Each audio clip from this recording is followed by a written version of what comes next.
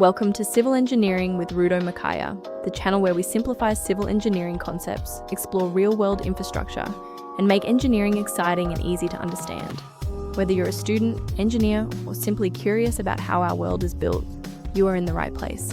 Let us get into today's topic.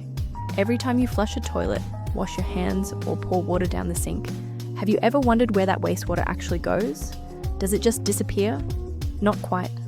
Behind every modern city is a massive hidden system working 24 hours a day to protect human health, rivers, and the environment. If that system fails, disease outbreaks, pollution, and environmental disasters can happen very quickly. In today's video, we are diving deep into the fascinating world of wastewater management, how dirty water becomes safe again, and why civil engineers are the silent heroes behind it all. Wastewater is any water that has been used and contaminated by human activities. This includes water from homes, industries, hospitals, farms, and even stormwater runoff from roads. There are three major categories. First, domestic wastewater, also called sewage, comes from toilets, kitchens, bathrooms, and laundry. Second, industrial wastewater, which may contain chemicals, oils, heavy metals, or toxic substances depending on the industry. Third, stormwater runoff, which occurs when rainwater picks up dirt, plastics, oils, and pollutants from streets and urban areas. Now imagine millions of people producing wastewater every single day. Without proper treatment, our rivers and groundwater would become dangerously polluted. So what actually happens after you flush the toilet? Wastewater travels through sewer pipes using gravity and pumping stations until it reaches a wastewater treatment plant. Think of the treatment plant as a giant cleaning factory. The process usually happens in several stages. The first stage is called preliminary treatment. Large objects like plastics, rags, sticks, and trash are removed using screens and grit chambers. People flush some very strange things. Next comes primary treatment. Here, wastewater enters large settling tanks where heavy solids sink to the bottom as sludge while oils and grease float to the top. This removes a significant amount of solid waste from the water, but the water is still far from clean. It still contains dissolved organic matter and harmful microorganisms. That's where secondary treatment comes in.